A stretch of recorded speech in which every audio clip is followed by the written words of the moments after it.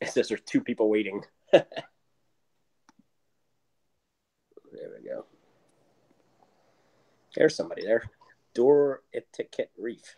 Eradicate. Eradicate. Eradicate. Hey, good evening, guys.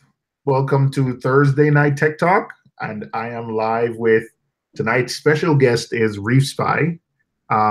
Mark. That's me. All right. We're going to chit chat and just wait for other people to join. Eradicate, what's up in the chat? If you guys don't know, Mark's channel is ReefSpy, one of my favorite channels to watch on YouTube.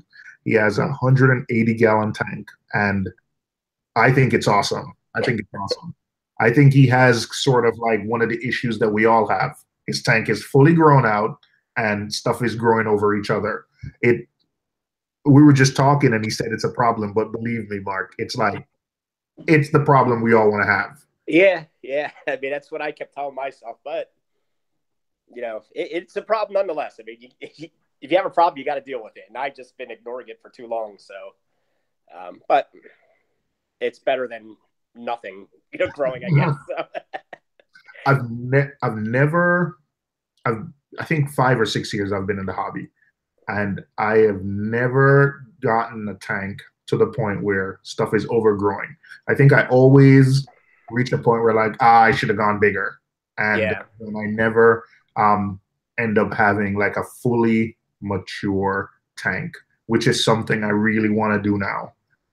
So, whenever I need any help, man, I will definitely, reach out to you for help. Oh, absolutely. Yeah, I mean, I didn't really plan it. It just sort of happened. I just did what everybody does, and I just saw all these corals, and I wanted every single one of them.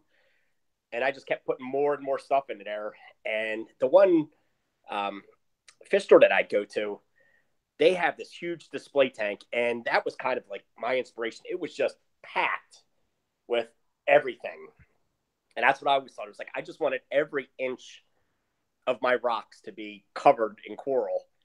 So every spot there was a little, there was room. I would put another frag there. And a lot of them took off and a lot of them didn't, but it's just hit or miss with some of them. But the ones that did, some of them really took off. And, just these little tiny things turned into these giant, colonies, which I'll show in a couple minutes.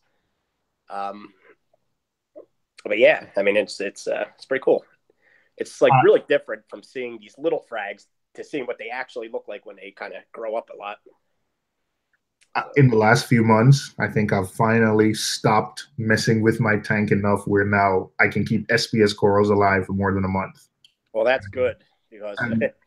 But you know what? Don't get lazy or lax or, not diligent, because once you start thinking like, oh, I got this, something else is going to change. And, it can happen real quick. It happens to me all the time. So I'll tell you, what's happened. So I've been in Memphis for the last 3 or 4 days on business, and funny, I think my controller failed. My controller failed. Luckily, my wife isn't watching because she's at work now. Yeah. But luckily my wife was able to kind of go in, troubleshoot. Like the controller is still not working. Your Apex? Yes, my Apex. Okay. I don't know what's wrong. I don't know if someone unplugged something. I really don't know. Yeah. Because my kids, now it's the summer, they like to throw the ball around in the living room when they shouldn't. Yep. I did notice my Apex is working. So just as my wife has been manually topping off the tank in the last couple of days, and I have like a backup controller for my gyre. So she was able to plug those in. So now at least I have backup for everything. So nothing was working on the Apex? Nothing was working on the Apex. And I really felt, I didn't want my wife to go unplug in and plug its stuff in. Yeah. So there is a contingency plan. Like you go get distilled water, you just top off the tank. And as long as your power heads are working, I think, for 2 or 3 days, I think you'll be fine. Yeah, 2 or 3 days, I'd be fine. Hey guys, let me get a roll call for who's in the chat. He said hi to Eradicate, Tyler Seymour. Hi, Dad. Hello, Tyler. Remember bedtime soon. DC Reefer. DC Reefer, what's up? What's up, Lisa? Ryan L. Gill. Reefing with O. Oh, that's me. Reef Community Worldwide. What's up? What's up? What's up? Miss Lurker Fox. Hey, Miss Lurker Fox. Hey, everything, Marco. What's up? So just kind of give you guys an agenda of what's going on today. So we have ReefSpy. He is going to show us his tank and walk us through his tank, walk us through his, apex, walk us through some of his, just basically give us a tour of his tank. Okay. I am going to put the link out, but if you come into the Hangouts, let's just keep it, quiet. I know sometimes we get rowdy, but let's keep it quiet and give, Mark, ReefSpy, a chance to kind of show his tank. And if you have questions, you can if wait until he gets to finish his section by section, and then you can ask the questions. Or if you're in the chat, just post your questions, and I'll keep like a running list of questions, and we can ask him any questions. So I'll head over to the tank. I won't have the chat in front of me, so I will read you the questions. Deradic was just asking about the dart frogs. He just missed them. The lights just went out there, so they're up there. You can't see them now, but they're doing good. They're in this little tank. I'll see if I can put the light on later. Is that the terrarium? That's the terrariums are sitting up there. But the light just went out, at 8 o'clock? So we missed it. But anyway, let's... All right. I am going to lock it on you. Okay. Everyone. Uh-oh. Can you still hear me? Yes, I can still hear you. Okay. Yeah, it said I had an error. Hold on. You still hear me now? Yes, we can still hear you. Can you see me? Can you see my... You are straight up. I think you're on phone now, mobile, right? I'm on my mobile, yeah. I don't know where the camera has gone. This camera isn't... No, well, we're seeing your computer, which is fine. Okay, but I can't see what I'm... Hold on, I can't see what I'm trying to show you. All right. 1 second, let me fix this. Come on. Hold on, let me call you right back. There's something going on with my phone right now. No worries. No worries. Yeah, all right. No worries. Yeah, I don't... You know what? I can't even exit call. You might have to... turn the entire thing off and then turn it back on. Yeah, all right. I'll be back in just 1 second. All right, no problem. Hello, Reef community worldwide. Hello, hello, Woody's Reef. Tech fail. Tech talk. Tech fail on the tech talk, right? Tech fail on the tech talk. Hey, anybody want to jump in? Hey, what's up, Ed? How's it going? How's everything going with the job? All right, I'm back. All right. All right, let me turn the lights up on the fish tank to my apex, of course. All right, so we can't see you. All we're seeing is... Can you see the computer? No, we see your avatar. Okay, that should be avatar. That should be camera. No camera? No camera. Something's going on here, I can see my camera now. we can't see. Hold on.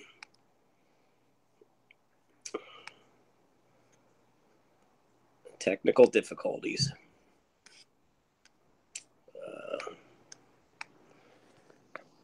All right, let me exit. I'll call right back. No problem. There you go. Last time you didn't leave. I don't know if you're still listening, but Ed, nothing new, just waiting for someone to buy my house. All right, Ed. What's going on with the tank? It says that I'm broadcasting. I don't know. You are broadcasting. So now we're seeing. Now we're seeing the apex. Okay, good. All right. So all right. Now let's take a look at the tank. All right. Lights up, so we should be able to see it now. ReefSpy, they're making fun of you. They're saying you can build a controller, but you can't even work a camera. It just came up again. It said there's a call error. We're seeing it's just that it's sideways. It's just that it's sideways. It's yeah. Are you on an iPhone? I am. Hold on. It says no Wi-Fi connection. I am on a Wi-Fi always. All right, can you see it now? Yes, we're seeing it now. We're seeing the tank. All right. Well, there's the tank. So, It's a standard 180-gallon marine land reef-ready tank. It's got 2 corner overflows. So the dimensions are 6 feet by 2 feet by 2 feet. I have screen tops on it, and I've got lights hanging above it. I've got 3 Hydra 52 lights. I've got 2 max spec razors, which are off right now, kind of fill in the gaps. I've got an auto feeder up top there, a couple of cooling fans for when it gets hot. I'll show that in a minute. And wave makers, I've got the Neptune wave pumps. I got one on that side, one on that side. And then I've got 2 Jabo PP8s on the back wall, blowing the water out this way. And that is all of the equipment up top. And then down below, all right, so then down here, I've got a 40-gallon sump that I made. And you're still hearing me right now? Yeah, still good. Okay. All right. So 40-gallon sump that I made. Reef Octopus skimmer. It's got the 2 overflows going to those filter socks back there. There's the BRS reactor here. I don't have anything going through that anymore. I've got that turned off right now. I used to run GFO and carbon in there. I shut that down, and I haven't been running anything in there for a while now. This middle Refugium is just packed with Chata, obviously, because I got the Kessel light going. Incredible light, by the way. That thing just grows Chata like no other. I got my probes in here. Bubble trap. I've got my dosing lines coming in there, so I dose alkalinity. Mm-hmm. So,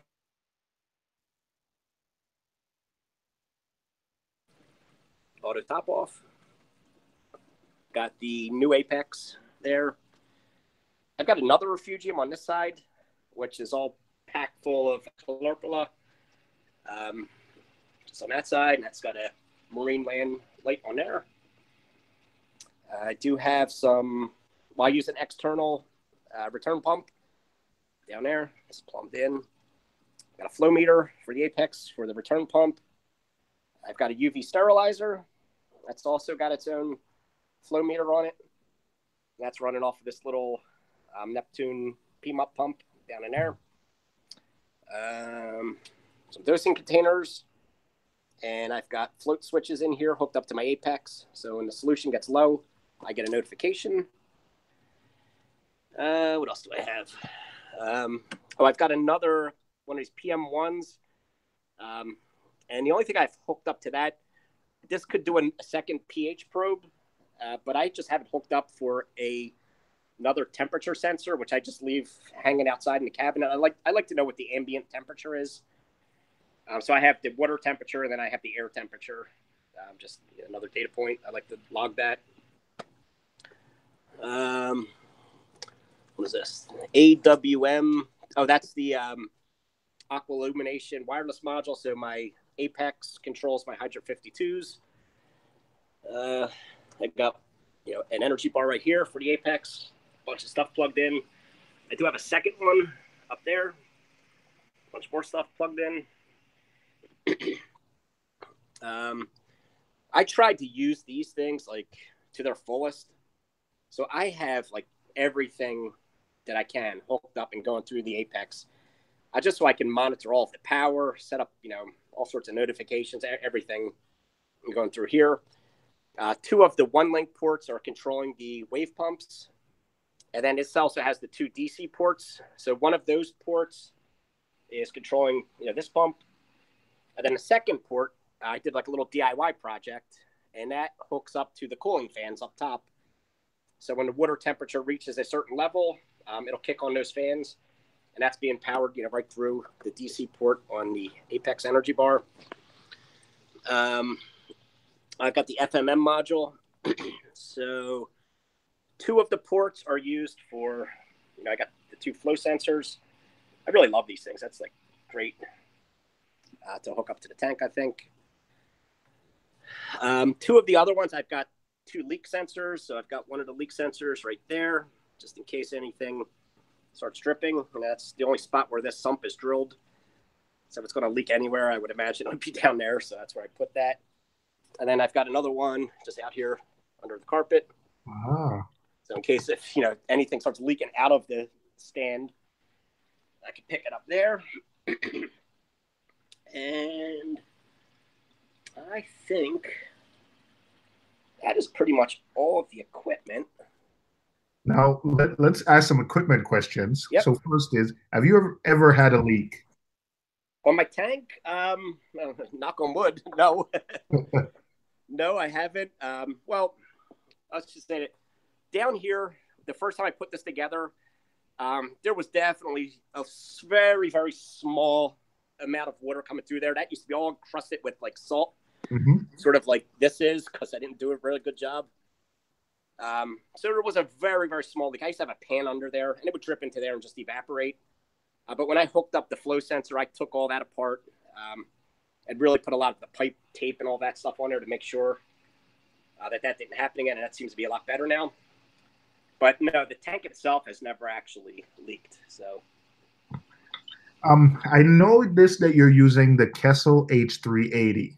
Yes. No, at one point I thought I saw you had the smaller version of the Kessel on your Refugium. We're talking like in terms of the cost of the light, we're talking that one is retail price 300 versus the other one is about 120 or 130. Yep. Do you think that presents like a better value than the smaller one? Absolutely. If you're thinking about getting a Kessel light to grow Chaeto in a Refugium, don't even bother with the other one. But save up your money and buy this one. I really wanted the other one to work. It was only $129, and it's Kessel, and it gives you the purple light. And the greatest thing, it uses 13 watts, which is like nothing. But the problem is, it just really didn't grow the Chaeto. I mean, it grew it, but not like this. I mean, this one runs 90 watts or whatever. So, I mean, it's, I don't know, several orders of magnitude more powerful than the other one.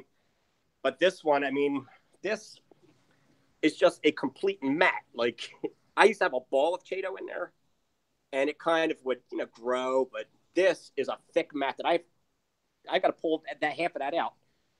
Right now it's like too much in there right now. And I could even show that I actually upgraded because I was really concerned about phosphates in my tank. And I'll show you that on the Apex, the graph. Honestly, my phosphates haven't dropped that much with this light, but my nitrates have plummeted. They were running at like 50.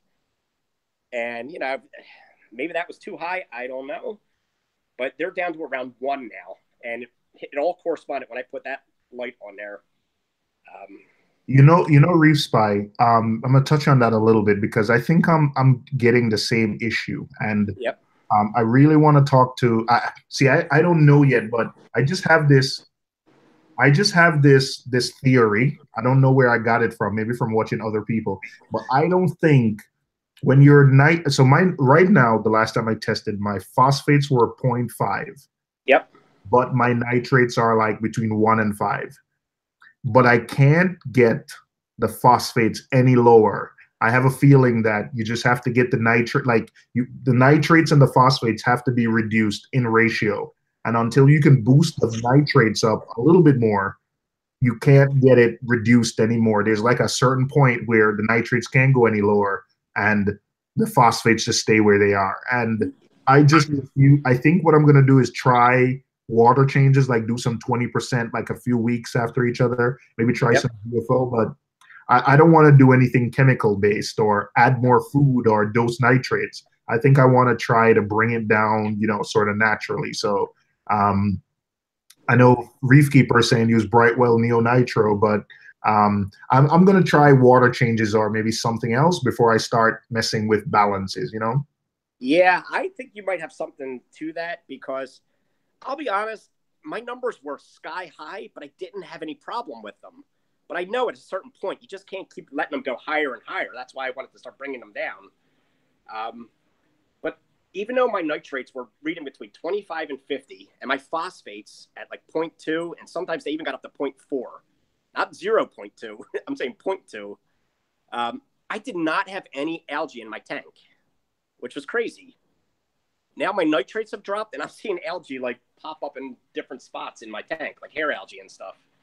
So I don't know. I Yeah, really what to make of that. I know Miss Lurker is in the chat. I'm just anxious to see what she thinks about that. But I'm kind of having, the same thing too, where I can't get my nitrates down anymore. At one point, I think I had them at like 25, 30. Yep. With just the Kessel light.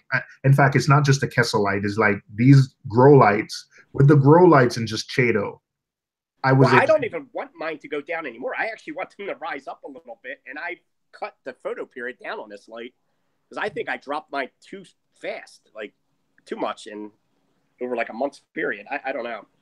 Miss Lurker Fox says she's keeping quiet. I think she and I have been having a debate about, like privately about ratios and stuff like that. So she doesn't want to get into that now. But I think where I'm at now with almost zero nitrates, I can't seem to get the phosphates to drop anymore. So, but again, I think I'm just going to do water changes and maybe some GFO and not mess with like balance. I'll tell you my thought. Oh, you said you're having success with SPS. Mm-hmm. I wouldn't touch GFO. Every time I put that in, I've had problems. That's why I took mine offline. You know what? All right, so I'm gonna do water changes because I don't know. I mean, other people will disagree. They say it's great. I don't know. I just know that I had problems.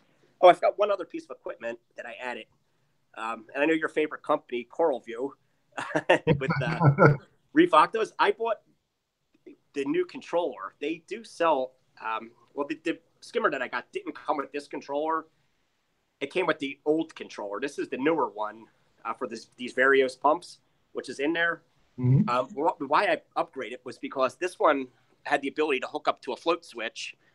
So if my skimmer ever overflows, it'll kill the power to my skimmer, which I know I could have done through the Apex, but it was nice to just have it built right into the skimmer right here. Oh, you know what? Oh, the Octopumps comes with that. Yeah. The other day I was throwing stuff away and, that old, Reef Octopus pump. I ended up actually trading it for the big Kessel. That's how I ended up with that Kessel light. Yeah. But I found some old float switches and I didn't know what they were for. But now seeing yours, I think they came with the pump and I never realized. Yeah, that's actually saved me already because you know what happens when your skimmer overflows; it gets everywhere. So yeah, I like having that just right up to there. It's a kill switch; it'll just shut my skimmer off directly. And like I said, I could have done it with the Apex, but I would have hooked up the breakout box, all that nonsense. This, it's direct. Oh, one other piece of equipment that was new. So this right here, this little white box that I plugged into my Apex, this is one of those. What the hell are they called? The Auto Aqua gadgets or security gadgets or something. Did you get the email from Bulk Resupply like a month or two ago? Yeah, Billy told me about it actually. Yeah. So this is the temperature sensor that I have hooked up, and it's that little orange thing down there. Mm-hmm. So if my Apex ever decided to go crazy and left my heater on, this is basically the kill switch. If it gets to a certain point, this thing's going to shut it off, and it starts going crazy, making all kinds of noise to let you know that it's out of range. So that's kind of my safety switch for the heater. You have a UV. Why are you running the UV? Well, once upon a time, when I was first setting up this tank, I wanted to stock my tank really fast, like everybody does.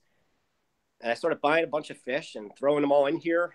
And then I don't know what happened. I don't know if it was ick, if it was velvet. It looked like everything, and it also looked like nothing. I don't know what it was. Something started killing all of my fish, and a lot of my fish got sick. They all started dying. I was just kind of desperate. So I went out and I bought that UV sterilizer, put it onto my system, got all the fish out and put them into quarantine, left that thing running. got everybody that survived back in here, and I haven't had an issue since. Again, knock on wood. So that's why I run that thing. I got desperate. I put it on there, and I've just had it running ever since. How much flow do you put through your? So I recently got a UV sterilizer. Yep. I was battling dino flagellates, and Yep. I think what happened, it helped me polish off the last bit of dino flagellates that I had in my system. Yep. It also, for me, had some added benefits of like I didn't have to clean my glass as much. Yep. But how much flows? Because you have the flow meter added to it. How much flow are you pushing through your UV sterilizer? Well, I can show you exactly now that you've asked. But it's between 79 to 80 GPH is going through there. Okay, I think I'm pushing 100, and I was a little bit worried. Well, look at the manufacturer's recommendation. So mine, it gave you the recommendations on there. So this is it right here, 78 gallons per hour is going through there. Mine said in order to, if you just want to clarify the water, you could push it through there really fast. If you want to sterilize the water, for pathogens like protozoa and all that sort of thing, it said to go between 79 and 130 gallons an hour, I think it said. So I picked out that little Neptune Pima pump that supposedly does 100 gallons per hour. And, with all of the plumbing that's involved, it's running out, it's going 78. It goes up to like 80. And I also have a little net. I had some problems with those pumps before. I think they're, the impellers on them are very poorly made. So I have some mesh over top of the pump, which I probably need to clean. So when I see that number start to go down, I know that this is probably dirty. So I gotta get in there and clean that. So I'll tell you, I'll tell you the PMUP. So I'm pushing about 100 gallons through mine. So yep. I will double check again and see, my manufacturer ratings. But the PMUP, I find your experience with mine.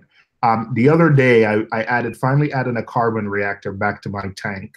Yep. For a while, and I realized that I think I've had that thing replaced in 1 year 3 or 4 times. I literally have 4 broken PMUPs. Yep, I've been through 3 or 4 of them as well. It's the impeller. I have 2 spares right now, so I did a video on this. So one of the pumps just broke. They replaced that one. My second one broke again. And I contacted BRS, and they sent me a new one. But the one that BRS sent, the pump itself didn't break. The connector was broken on it. So I called them up, and they said, well, keep that one, and we'll send you another one. So I have a brand new pump. So if it breaks, I just need to swap connectors on it. Yeah, the impellers, I have 3 or 4 pumps with busted impellers. It's just the impeller that's really weak. And I kind of asked them, I said, hey, can you guys just send me a replacement? They said they don't have the ability to do it now. That's crazy. I literally, at the time I was running a different sump. I had an open sump, but now I tend to, be a little bit more careful. It's not anywhere close to the ground. I have it wrapped up pretty tight. And so, pretty much no debris can get into it. Yep. Yeah, that's why I put that little net on there, because the first one, I think a snail got into there, a little tiny snail, and ended up snapping the impeller on me. Your camera went off. I don't know if you turned it off. Yeah, I was just getting a beer out of the fridge. No problem. Hey, TMG, if you guys have any questions, you can always put them in the chat. I think TMG wants to know how you routed the main sump to the Refugium in the back. Okay, I'll show you that in just a second. And Rob's Aquatics is asking the Frag tank. He's going to get to it, but the Frag tank. Oh, yeah. I can show you that, too. All right, the sump. Yeah. The only thing, to be honest, I've been running...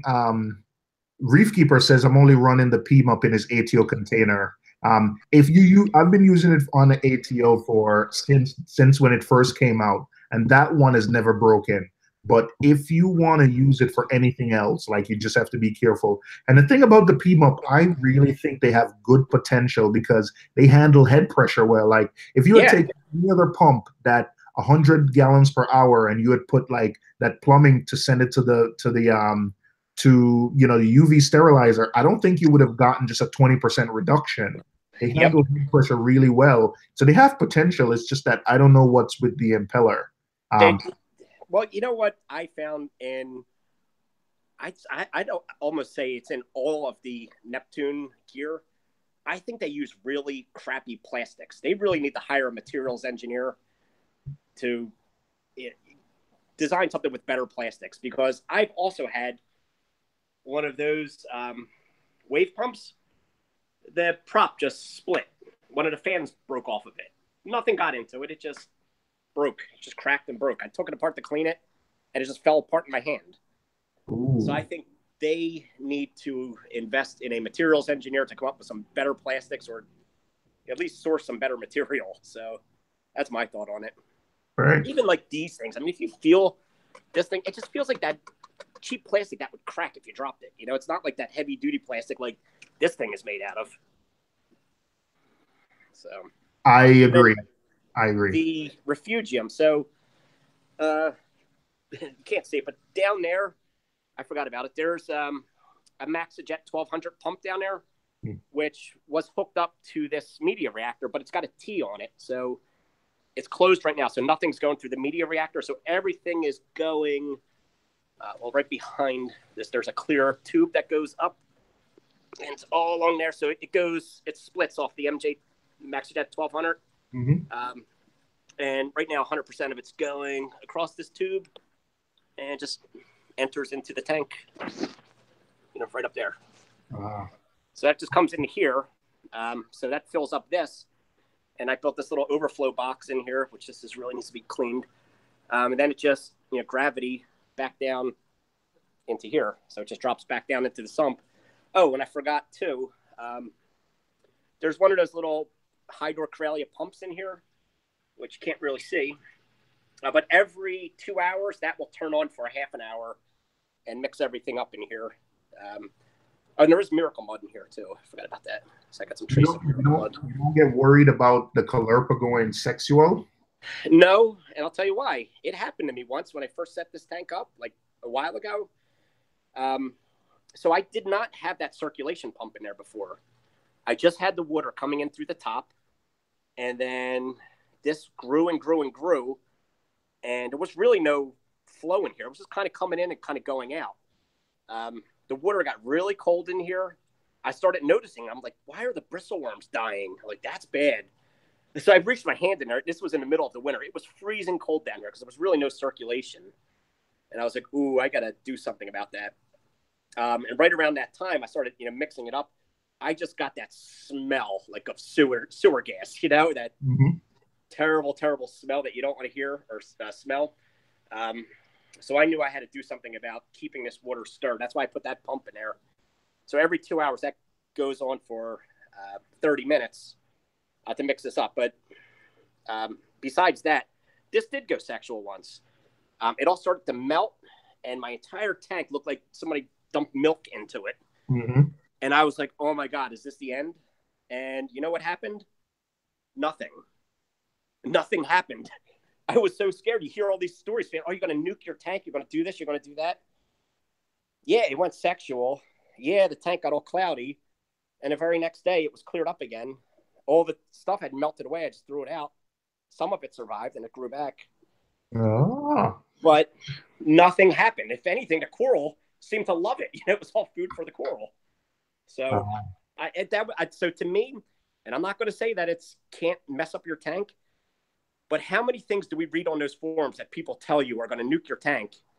And some of these things I've experienced, and it's just all hype. Like, nothing happened to me. Again, like that.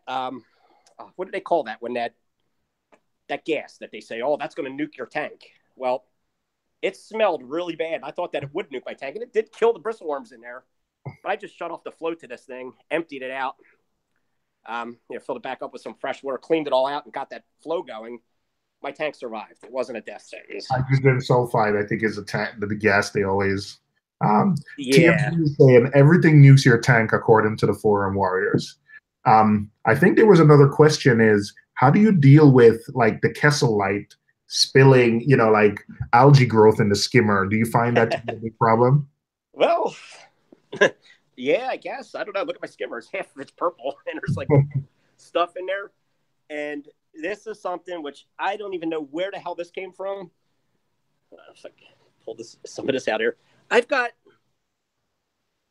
where the hell did this come from? It looks like lettuce growing in there. That is, you know what, man? Your tangs don't eat it. You know what? I think they do. I should give them some. I don't know. It just started growing in here when I put that Kessel light. I have no idea where that came from. It just, you know what? There's a company called Indo-Pacific Sea Farms, and I know them because when I used to, run a deep sand bed years ago, I had to get some of the animals. So I don't remember, but if you buy macroalgae from them, that's one of the macroalgae that they'll sell you. My tangs, when I had it at the times, the tangs ate it, loved it. I don't know what it's called. I don't know if it's ulva or whatever it is, but I could never get it to grow. Like there was a thing where they were like, oh, you can grow it and feed it to your tangs, but I don't remember the type of algae, but it is, the tangs will eat it. I think at least when I had my tangs at the time, they ate it. Yeah, I don't know where you got it from, but I don't know. But that light, Alex G says it's growing. I don't know. It just, that's like, stuff is growing in there.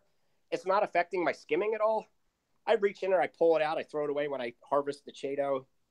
So yeah, I do get algae in there, but it's nothing that seems to be impacting anything. So yeah, Alex G said it's ulva. It's called ulva. So, but you should be fine. Okay. Yeah. I mean, it's only down there. I never see it anywhere else. If it gets anywhere else, the tanks probably eat it. So that's, I don't know. People said they need an email invite. All right, so guys, if you want to get in, I think you have to post your thing on email address, and then I'll email you. Sorry about that. Yep. Oh, one more thing I have hooked up to the Apex, which I forgot to mention. You notice there's no auto top-off reservoir here. That's because it's downstairs underneath of this tank. So there's a little line that goes right here through the floor. And I've got a brute trash can down below filled with my RO water. And I have a sensor in there. So when that gets low, I get an Apex notification. Tell me I need to make some more RO water. Perfect. Yeah. I wish I want to get to that point. No ATO, no bringing buckets, no. Yeah. I don't know if you've seen my water change video. So that's another thing. I don't carry buckets. I hook a hose up to this, and I run the hose down into the basement to the laundry sink. I drain my water down to this line. That's about 25 gallons. And then I just pump it right back up into the tank. So I do water changes every 2 weeks. I used to do it every week, but I do it every 2 weeks now just because that's what I've always been doing. So I'll keep at it. It's just one of those things. You kind of get into a groove, and I'm not going to change it. All right. If it works for you, don't change it. And I know some people don't. They say you don't need it. You probably don't, but whatever. I've been doing it. And the tank looks good, man. Can't argue. I think Miss Fox or someone else said earlier, like, that is the biggest leather they've ever seen. Yeah, this thing, I really want to move that down to here and then move these kind of up there. This thing was a little size of a quarter or something. I bought it at Petco years ago. And it's growing. There's some clownfish that live in there. You kind of see them wiggling around in there. So, I see. Wow. Yeah, there's a couple of clownfish, sort of skunk clowns. They live in there. And then I'm just afraid of moving that down to here because those two clownfish do not like those two clownfish. And if I move their home down to here, there's going to be a battle. I know it. But how many clownfish do you have in there? 4? Yeah, these two, the normal clownfish, and then these are pink skunk clowns. And if you could see them, their tails are almost non-existent because they chewed their tails off. They never grew back. Ooh. So Yeah, they don't like each other. Oh, well, clownfish, I find that they could live together for a while, but once they become mature, Yeah, they'll fight. yeah, but it's funny. I mean, now it's kind of like nobody bothers each other. They never leave this leather, and they never leave this spot down there. So it's a really rare day if I ever see those two clownfish down on this end of the tank. So Yeah. Listen, I had a 4 foot tank and mine got to be a foot wide, and I had to give it away because just didn't have enough space. But my next one, I am gonna grow it, and hopefully by that time I'll have a bigger tank. Ale wants to know, how old is your tank? How old is the system? this system is probably 2 years and 3 months, something like that. I'll be honest. The best year was if the best this ever was probably last year around probably October or so. I had more colonies in here. Everything was just kind of grown to like a nice size, and nothing was on top of each other. And then it's just kind of I lost a few things, especially over in here, because everything's just kind of you can't really tell with the lighting here, but everything kind of just started growing on top of each other. And like this thing here, I got to get in here and trim some. Look at all that algae on there, just like mostly dead acro. And that was mostly part of this. A big piece of that one fell off. And I had it over here and it was fine, but it died off, and it's just all algae on there. I got to cut that out of there.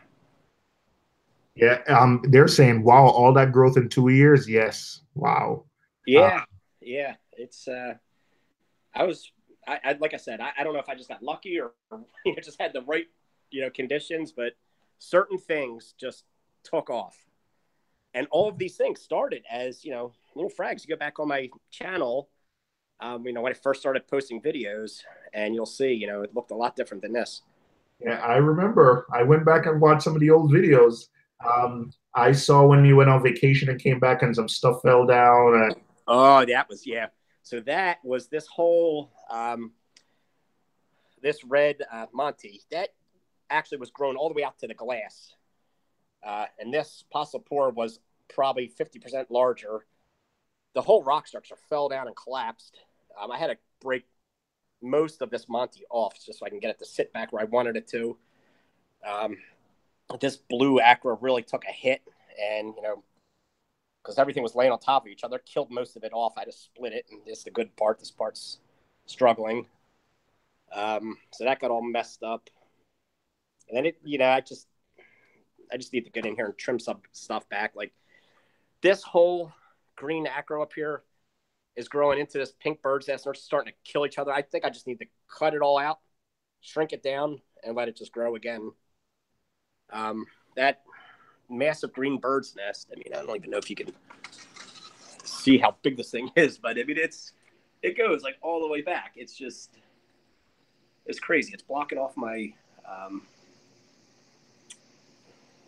the water coming in. So I had to cut some of that back, but I don't know. Ale has another question. If you had to start over again, what would be different? What are some of the major things you would do different? I would not do a mixed reef. Because, yeah, I didn't know any better at the time. I just bought all these corals because I was like, oh, that's a cool looking coral. I'll buy that. I'll buy that. I'll buy that. Stick with one type of coral, and you'll probably have an easier time of keeping them all happy. I tried to keep all of the SPS down on this side, and like all the LPS or softies down on this side. But like Euphilia will kill just about anything it touches, so you can't put SPS near them. I mean, there's this Monty that I glued a little piece onto the overflow, and it started growing out, and now the whole edges of it are like killed off by the torches and everything. But yeah, I would definitely focus on one type of coral and to stick with that. Probably I'd love to do just all SPS.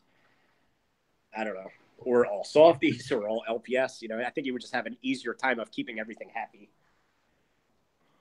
I've always heard that, but I think a mixed reef with this. You know what? I think the hobby is all about progression, because you start to keep stuff that you can keep alive, and then you start to experiment with SP. Like I can grow the heck out of Euphilia. Yep. but like now I'm doing SPS. So I think the next tank I'll set it up a little bit different. But yeah, like for instance, I mean, my coral, I mean, my lights are normally off by now, so I'm surprised everybody's. I left them on, so everything kind of knows that it was bedtime and we're closing up. But for instance, this green hammer, that used to be all healthy, all growing. I grew that from like 2 heads, and there was probably 50 heads on this thing. That used to be tucked under here. And this leather just kind of grew over top of it and started killing everything off. So I just kind of pulled it off and put it over here for now to kind of save parts of it to get it, to grow again. But yeah, this thing shouldn't be up high. It's taking up so much real estate. So that should be down on the sand bed somewhere. But I didn't know any better when I was setting this thing up. To be honest, I just kind of threw things where I thought they looked nice, and certain things grew. Couple questions. Any future plans, and are you happy with the reef wall type of aquascape you have now? Yeah, I'm happy with it. And to be honest, this was not a reef wall when it started. There was actually a pile of rocks here. There was a pile of rocks here. And then there's a very small pile of rocks here. And then it looks like a wall now, but that's all coral that has grown. It just kind of went wherever it wanted to go. So a lot of this is all open space, which the fish love. It's all sorts of caves and everything in here, and they kind of go in and out all day.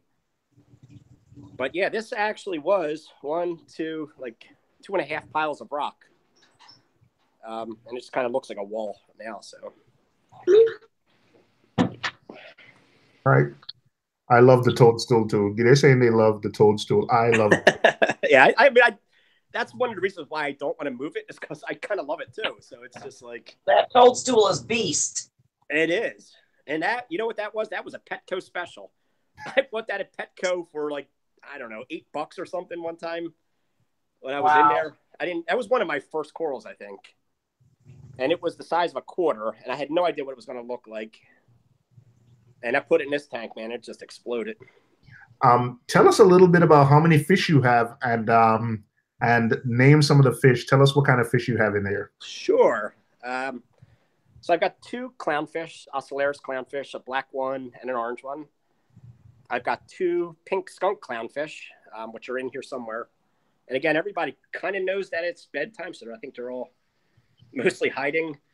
But I've got tangs. There's a powder brown tang. He's hiding in there right now. He's been swimming around. I've got a powder brown tang. I've got a blue hippo tang, which hates the camera, and he hides back there somewhere. There is a Desjardins sailfin tang. That's my biggest fish, probably. That guy got to be a beast. He was a little guy when I bought him, only like a year ago, and he grew so big. There's a yellow tang, which is in here somewhere. There he is in the back. Yeah, we saw him swimming around. There he is. Yeah, there's a Tomini tang in here somewhere. He hides in the rocks most of the time. There's one angelfish. There's a flame angel in here somewhere. There's an anthias back there, a lyre-tail anthias, which for the longest time was my avatar on my channel. He was like one of my favorite fish. I actually thought he was dead or gone for a while. I didn't see him for like 2 weeks. And then he just popped out of the rocks one day. He was been in there, and I don't know what happened to him. He got into some kind of an argument with the Tomini tang, and the Tomini tang keeps him basically trapped on this side of the tank. They just do not like each other. There's a little clown goby right there. Mm-hmm. I've got some wrasses in there. There's a 6-line wrasse. I've got a male and a female Melanoris wrasse. I've got those a fairy wrasse, a solar wrasse. I saw that. That looks like it's huge. I didn't realize. I had one. I didn't realize it got so big. Yeah, they get big. There's a mandarin fish. I got him in there. Oh. Blue mandarin. Oh, there's a damsel. Yeah, I got a little damsel fish. He's hiding in this little spot there. They're all wondering what the heck's going on. Why can't they get any sleep? What else? Who did I miss? I know I missed somebody. Oh, I've got a little ruby red dragonet hopping around somewhere. And there's also a little black and white scooter blenny. I've got some shrimp. There's cleaner shrimp in here. I've got 2 cleaner shrimp. There is a fire shrimp in here somewhere. Hermit crabs, snails. There's an urchin. There's my urchin. Kind of keeps the rocks clean. Oh, wow. Yeah, these things, you got to make sure everything is nailed down with these guys, man. There's like a little Velcro ball. He will pick up any frag and just deposit it somewhere behind your rocks, and you'll never see it again. So you got to be real careful with that guy. I think that's about it for the fish in here. Oh, there's a chromis. Yeah, I forgot about him. Oh, yeah, just a chromis, huh? He's hiding up there. There was 3 chromis in here, and they all kind of turned on each other. He's the lone survivor. Deathmate says that toadstool looks like a chair. Actually, it looks like a chair you can just sit. You know what? That might be an idea for like a really exotic chair. Like call it a toadstool. Mm-hmm. So that's the 180-gallon tank. All right, you're going to show us the frag tank and the smaller tanks? I could show you them, yep. So we'll start with this one. This is the, let's turn the light on this one. This is the Rico's Nano Tank Challenge 2018. All right. Tank. This is my 20-gallon tank. Let's turn the lights on so we can see it. Well, before you start on this one, I think one last question we're taking for the 180. I don't think you have to go over there, but do you regret the Reef Ready 180 with the overflows? No, not at all. I mean, it works for me. Can you see the overflows? I can't. So I know they're in the corner somewhere, but I'm searching for them. I think that view that you're showing us, no, they're not easy to see. Exactly. I mean, they're there, but you wouldn't even know it. I mean, if you're looking at it from the side, yeah, I mean, not to have that there, but from the front, I mean, you can't even really tell that it's there. I mean, it would be nice to have just one of those other ones, but at the time, I mean, this is like my first like major reef tank. You know, I had a 90-gallon before this, and then I had that for about a year. Then I upgraded to this. I didn't know anything about drilling tanks and all that stuff, so I just took with what was available. So if I had to do it again, yeah, maybe I'd probably drill my own, but yeah, no regret with that. All right, no worries. Yep. Here's the little 20-gallon tank. This one's kind of struggling right now, but there's some hair algae in here. I really need to clean this tank. I haven't done it in a while, but I had tons of frags in here, and most of these ones that I glued up here, I'm really sorry to say, I killed, and a lot of them were the ones I got from Rico from his Rico's frag pack. I had them all lined up down here on the sand bed. Everything was doing great. And I had them there for a couple of weeks, and I was like, all right, time to get these things in position. Let's start growing because we're running out of time on this thing. So I put everything up onto there. I cranked up my lights a little bit. Figured, let's get these things going. And just one by one, poof, poof, poof, poof. They all just started checking out on me. What light is it you're running on that tank? It's a max spec razor light. Oh. Yeah. You put them up high, and then you crank the light up. Yeah. Dumb of me. I know. So now I run that light a lot lower, and what's left seems to be recovering. But I got to go in here. I need to make a video, so that's why I kind of left all these skeletons there to kind of put that on my update video. But yeah, they got to get pulled out. I got to get this hair algae out. Bright spot is I got my Banggai Cardinals. They came out of quarantine, so they're in here now. I had 3. One of them died in quarantine, but these 2 made it. Oh, the barnacle blennies. You can see these guys on the camera. You see him? Yeah. These guys are awesome. They're the stars of the tank. There's 5 of them in there somewhere. 5? Yep. So there's that one. There's one in the shell. There's another one back there. They all have their own little spots that they hang out in. So another one. He's back in that blenny. I don't know if you can see him. He's in the shadow.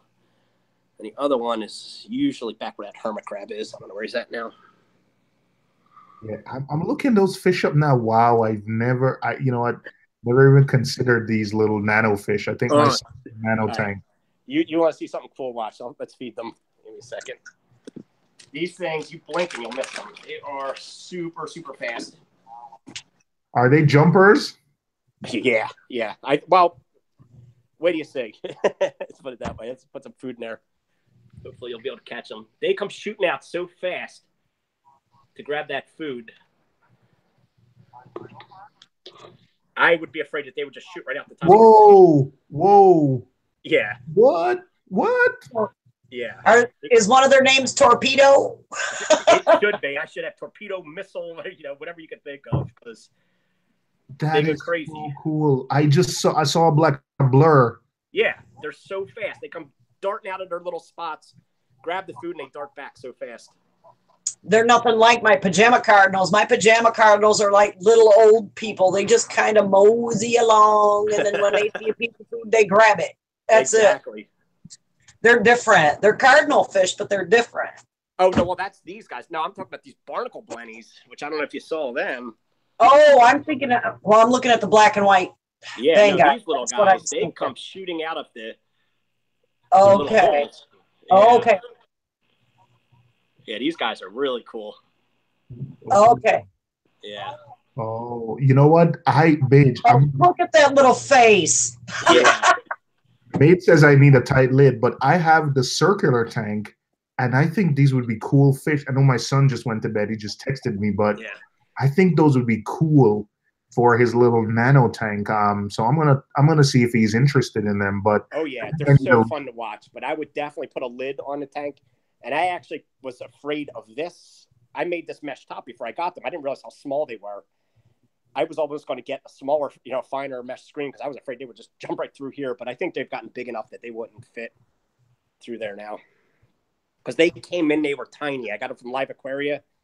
I mean, you ever see like if a guppy gave babies? That's kind of the size they were when I got them. Oh, yeah. Yeah, they were. That was the size my poor watchman goby was, and he kept jumping into the overflow until I put the plastic mesh over the top of it, and he couldn't get in there. Now he's enjoying the tank, and he's about, I want to say, a little over 1.5 inches long now. Nice. But he was like a little itty bitty thing too. I'm just like, seriously, is that even a fish? I was a little. I mean, they were like $25 each when they showed up, and they were that small. I was a little bit concerned, but once I got them in here and saw how cool they were, I didn't care. And they were, yeah. So, but yeah, definitely a cool fish. And I got the idea for them from Billy Pipes was over here, and he was like, "Dude, you got to get barnacle blennies for those things." And I was like, "What are they?" He's like, "Trust me, it'll be like little fire rockets or bottle rockets coming out of there." So, aww. Yeah. And see, I like the little barnacles that they live in too, and they do come out pretty fast, and then they just back right back in there. That's neat. Yeah, they're really cool fish. I like them a lot. Now, how big are they supposed to get? Not very big. Only a couple inches, maybe like 2 inches or something. Okay. Yeah, they stay pretty small. I think from what Live Aquaria says, 2 inches max, and that is from. Okay. That is a bitsy little fish.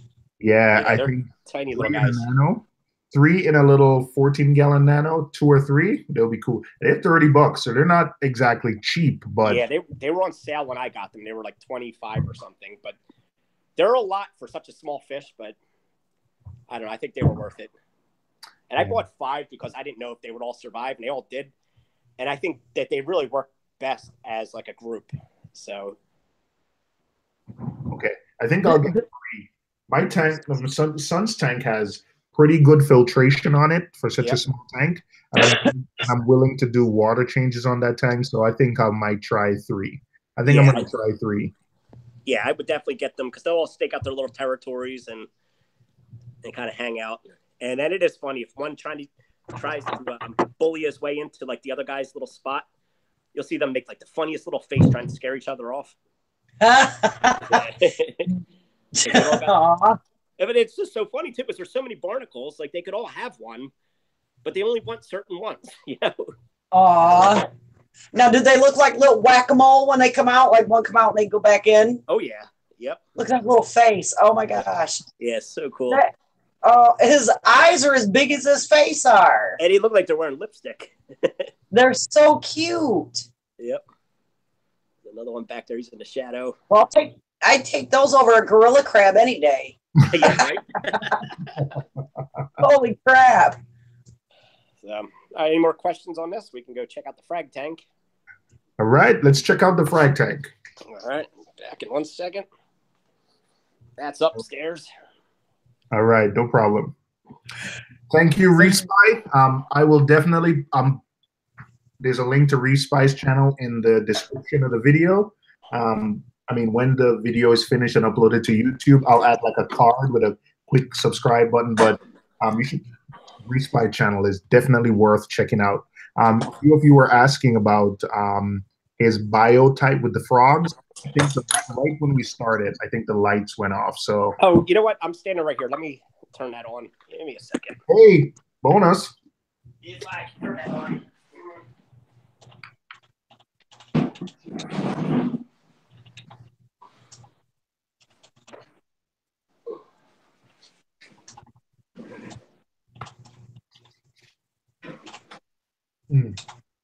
I am in. You know what? That's not going to happen. The timer, I can't reach this behind the table, but. You know what I'll do? If you guys are looking at this video tomorrow or another time, I will definitely. I'll put a link to the biotype, the latest video for that tank. I'll put it in the description also. Yeah, I don't know. Can you see this? That's. We can see it. Yeah, that's in there. The light is, or the timer's tucked under there. I can't. Yeah. You know, I went to Absolutely Fishing New Jersey. That's like Dave's LFS. Yeah. And I think they had a few of them on display, like you know, like the little biotopes, and I love them. It was just so cool. I just happened to, one of the fish stores that I go to, the Reef store. He had them in there one day, and I saw the pictures, and I was like, "Oh my god, what are those things?" And he was like, "Yeah, they're poison dart frogs." And I was like, "Wow, I gotta have one of those." So I made those aquariums for them. Hey Ed, that link didn't post, Ed, so I now give you a wrench, Ed. So now you can actually post the link. So Ed, just repost the link. I know you were trying to send Major link. Just repost the entire YouTube link. Oh Ed, now you can post the link. So just copy the entire link and post it there for them to watch. Well, let me grab my iPad so I can turn the lights up on this thing. All right. A second.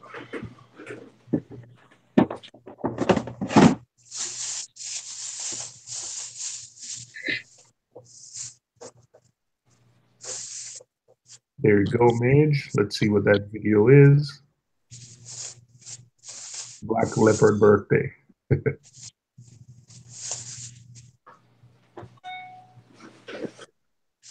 Lots of different frogs here. I'm thinking of starting a few frog tanks.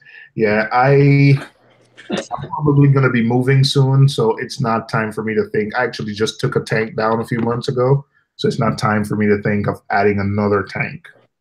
But I do like the little biotopes. Like, I've seen them where they have nice, exotic, like little plants growing up underneath. Then you have space where you can put a little turtle or some little frogs. Then you could have some little freshwater fish swimming around in between the roots. Like, it's so cool. I think if I ever had to do a freshwater tank, I think that's what I would do. Yeah. Yeah, I have a series that I posted online of building those things. I think I covered pretty much everything. If I had to make one change on that, I would not use plexiglass for the doors because it's so humid in there that plexiglass kind of warps. So I would use glass. So, all right. So this is the frag tank. Can you see this now? Yep, we can see it. All right. So this is the thing this is my most recent tank that I put together probably like around Christmas break and going into January, I think. So it's a 40 breeder. And this one I did drill myself.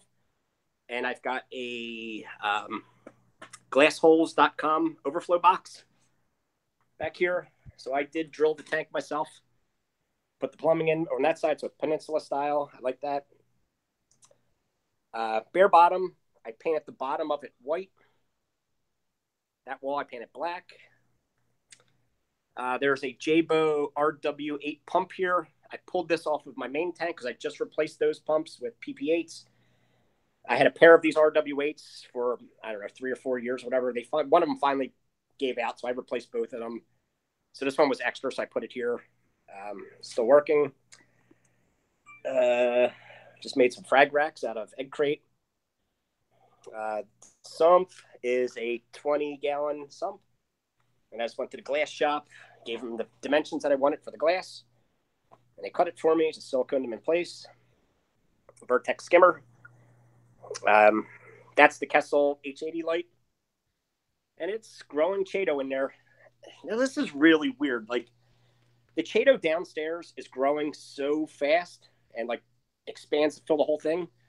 The Chaeto that this grows, it's just, like, so dense. It's, like, so compact. It's, like, really weird how this seems to grow it. I don't know. Is it the same Chaeto that you moved up? Yeah, I took this out of the other tank. It kind of corkscrews. It's like so tightly wound.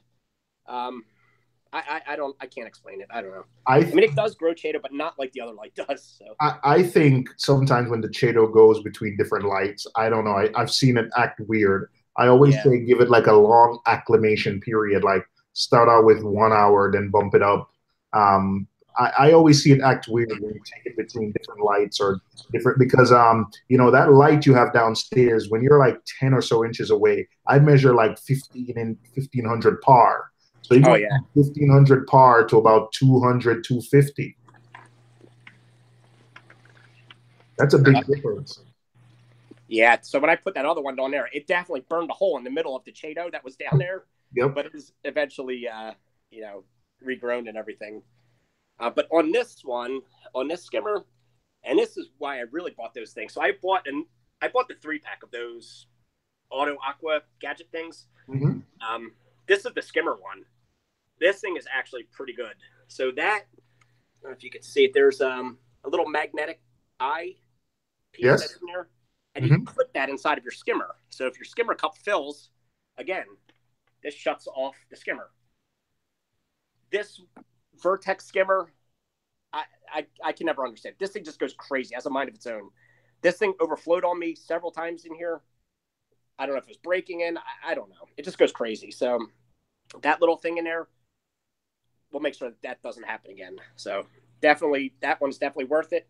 I did get a couple false alarms with it where some of the skimmate kind of rested onto the eye, like landed onto it, and it thought it was full.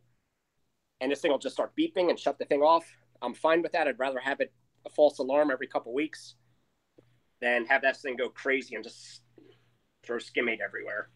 I'll tell you 1 second. I'll tell you what I've learned with those Vertex skimmers is a lot of times people don't put the air restrictor on, and I think those Vertex things comes with an air restrictor where you can cut the air hose in between the pump and the thing and add like a little, you know, like airline valve, basically. Yeah. Yes, not a lot of. Come with one of those.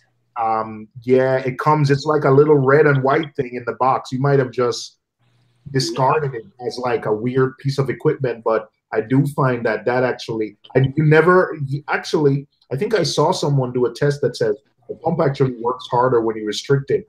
But I think I saw that too. But mine, I'm almost 100% that mine didn't come with it because this was my first skimmer.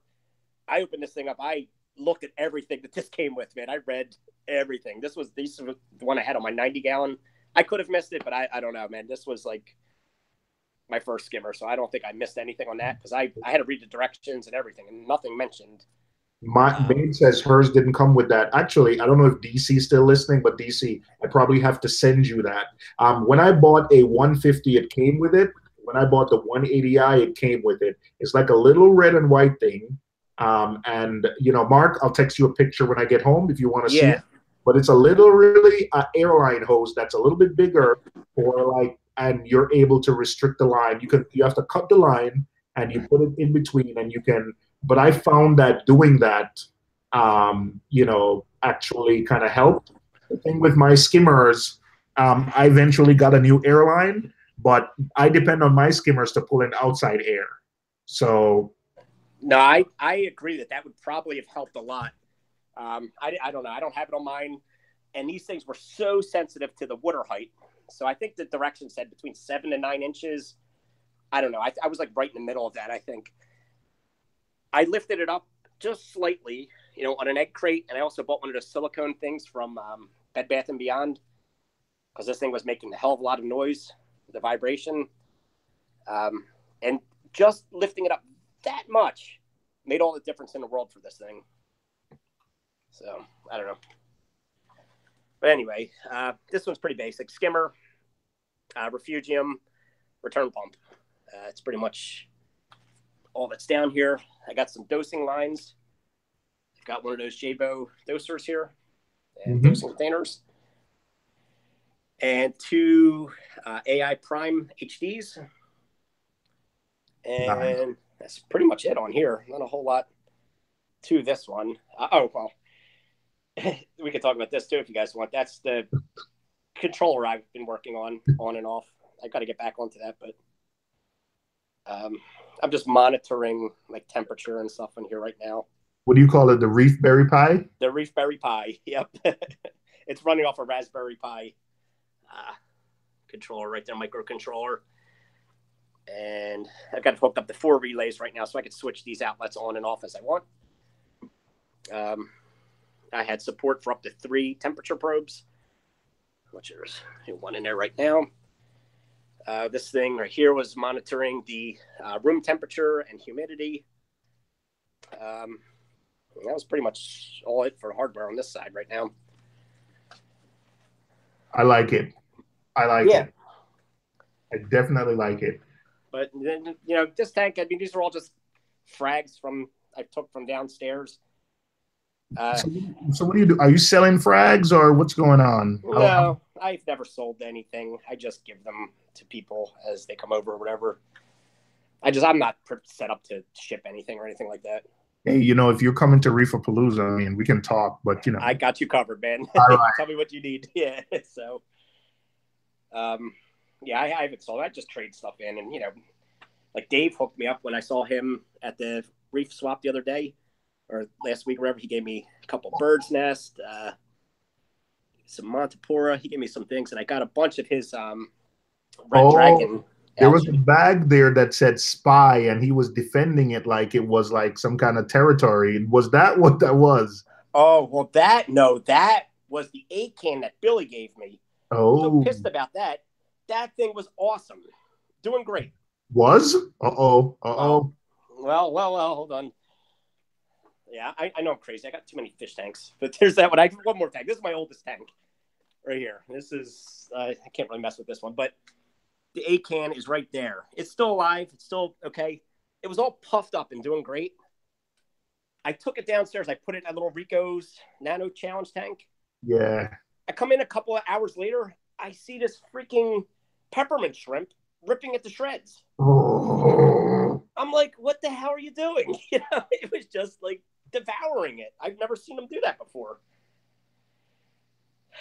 So I don't know. I pulled it out and I put it back there, so it's kind of recovering. I put it right back where it was happy, so hopefully it'll come back. We'll talk about this offline, but the thing that I found that worked with SPS for me is you get as much as you can because a certain percentage of them are going to die. Yep. So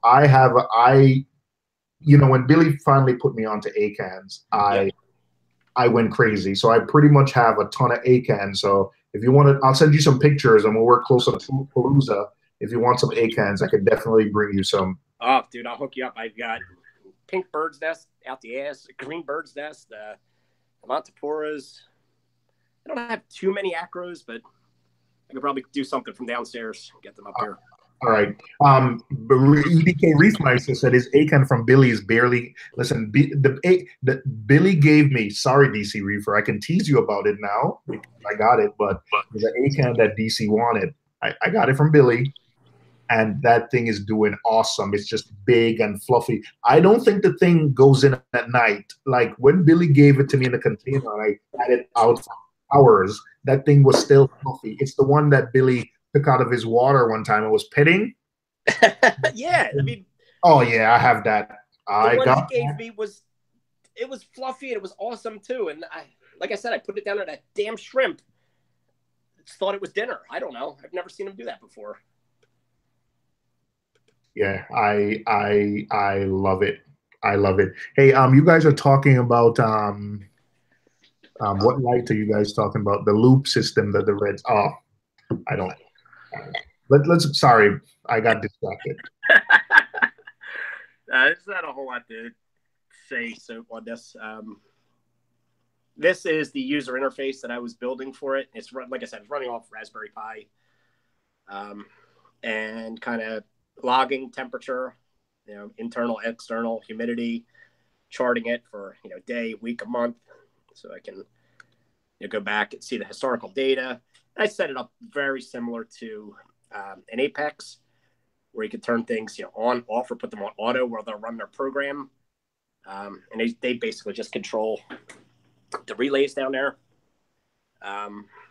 and yeah, that's all there is to really say about that. I'm going to be putting a pH probe on here real soon. That's like one of my next things. I know I've been saying this for a while. I just kind of let this project sit for like the last couple of months. I mean, I haven't touched it, and like currently, I like the humidity sensor though. I have a Raspberry Pi. I have a couple of Raspberry Pis actually that I used to use it and run a retro game. So I don't have any free time now. I got to be honest, but maybe when you have some free time, you and I can talk and maybe. 100%, man. I would love to just share what I've got there and see what we can do. But I mean, this thing's been sitting there just logging data for 71 days. It hasn't crashed, so it must be doing something right. So it's just humidity 13%. That's pretty low. Well, I am really suspect of that value right there. Okay. The external temperature, I believe, because it is 84 out here right now, that 13%, I am really suspect of that. I was just thinking about that the other day. I was like, I don't think that it's 13% because I've got this thing here. It's telling me it's about 35%.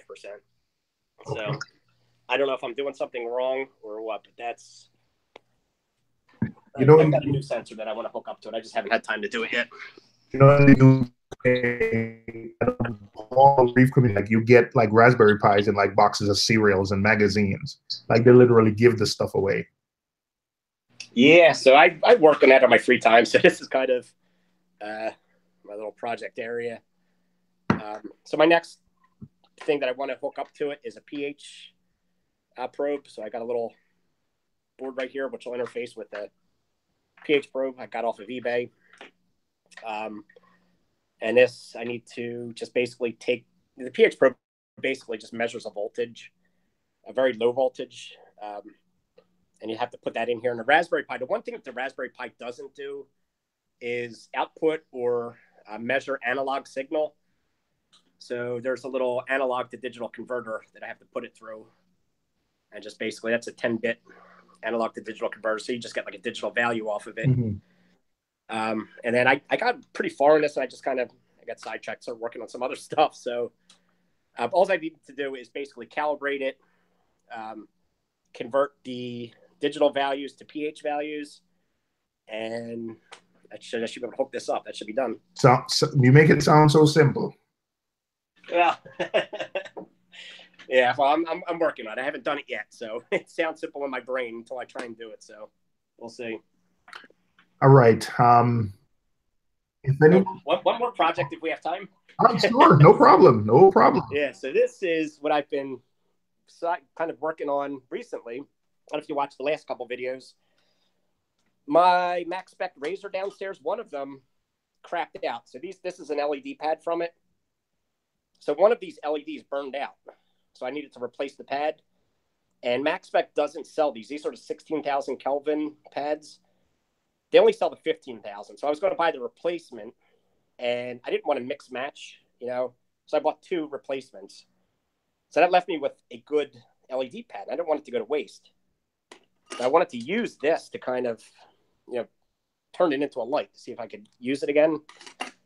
And I did a whole video on this, But anyway, I ended up stealing the power supply from this old hard drive. This used to be a hard drive.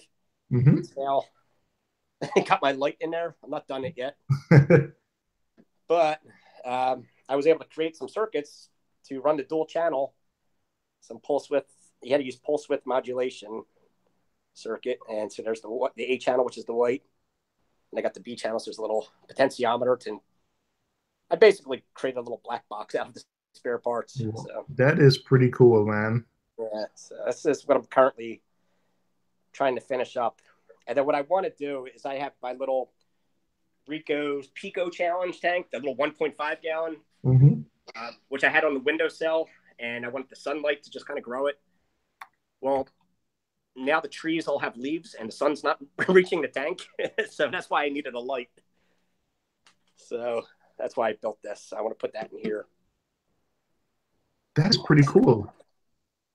Yeah, and then I want, right now it's manual control, but eventually I would like to hook this up to a Raspberry Pi and have it, ramp up and ramp down throughout the day. I think that would be pretty cool.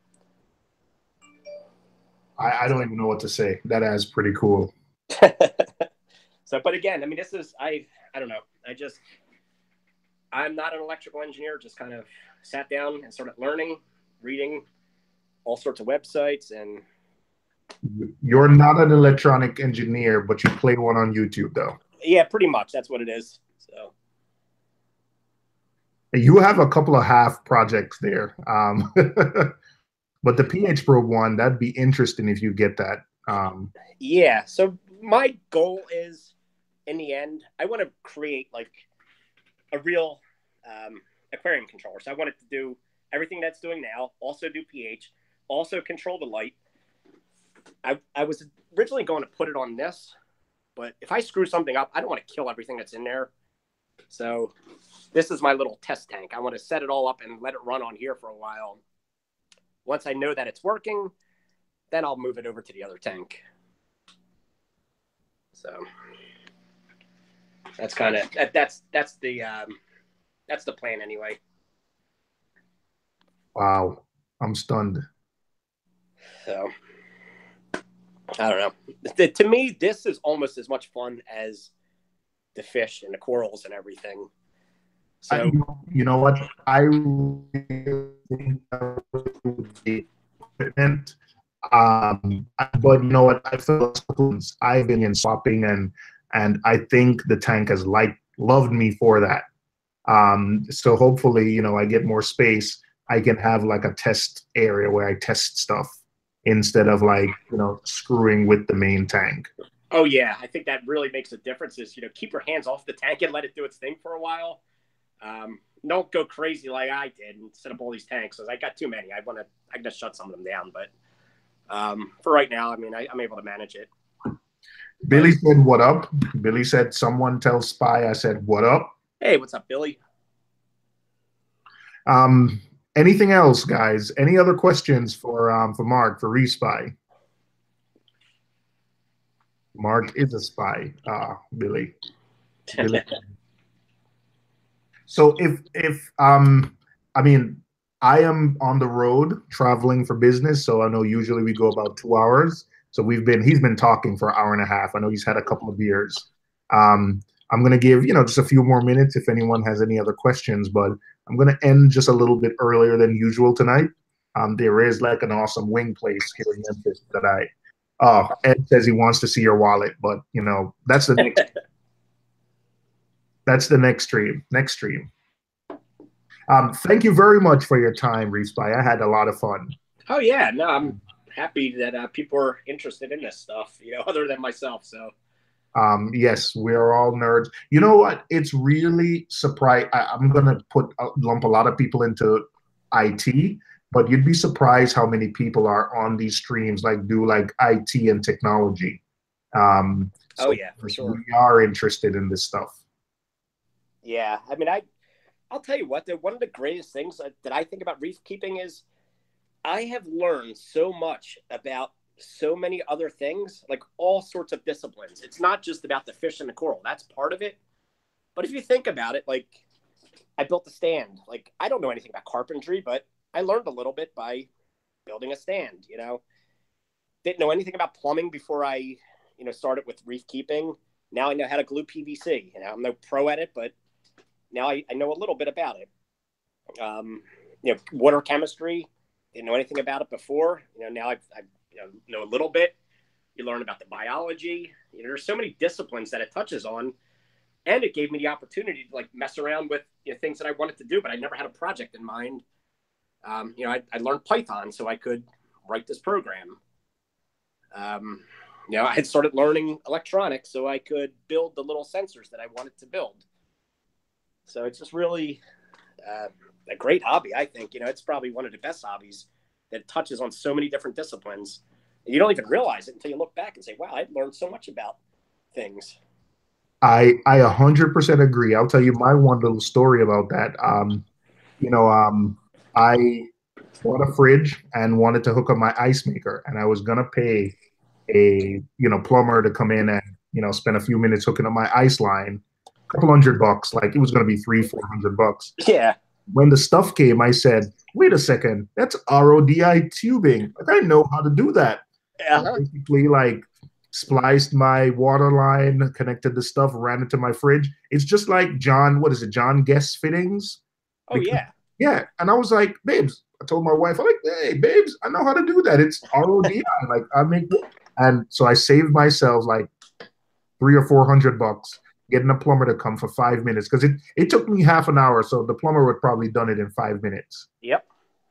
Just run it, snake it through a little hole. Like probably 20 of those 30 minutes was trying to get it through like a little hole in the kitchen. But yeah, I was able to hook up like a RODI thing to my fridge, and it was just blue. It was literally blue RODI cable.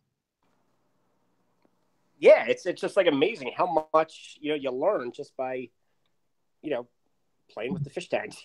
So it's All right.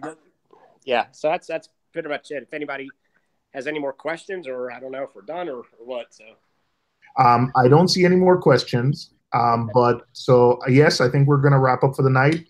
If anyone has any questions, you could go over to ReefSpy, his channel, ask questions on his channel. I will leave a link. There is a link in the description, but I will leave a link. I'll go to his channel and leave a link to his latest videos and all the projects we spoke about today. But thank you everyone for joining, and thank you guys. Thank you for joining. Thank you, and everyone have a good night. Yep. Thank you. Good night, everyone. All right. Don't forget to leave a thumbs up.